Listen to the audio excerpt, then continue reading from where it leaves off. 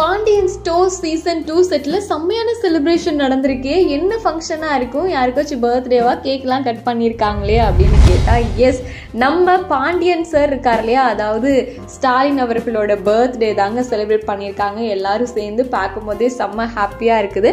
ஸ்டாலின் பார்த்தோன்னா already Pandian store season 1லையுமே அவ்வளோ சூப்பராக நடிச்சிருப்பார் இல்லையா, தனம் கூட பேர் பண்ணி. அது ஒரு மாதிரி வேற மாதிரி இருக்கும். இந்த சீசன் வந்து அப்பா மகன்களை வச்சு ரொம்ப அழகாக கொண்டு போயிட்டு இருக்காங்க. அதுலேயுமே பார்த்தீங்கன்னா ஸ்டாலின் அவர்களோட நடிப்பு அடிச்சுக்கிறதுக்குலாம் ஆளே கிடையாது, அவ்வளோ அருமையாக நடிச்சிட்டு இருக்காங்க. ஆனால் அவங்களுக்கு பேர் பண்ணியிருக்கேன் நம்ம கோமதி அப்படின்ற கதாபாத்திரத்தை நடிக்கிற நிரோஷா மேமும் சொல்லவே வேணாம், அவ்வளோ சூப்பராக நடிச்சிருக்காங்க. கதையும் சூப்பராக போயிட்டு இருக்கு.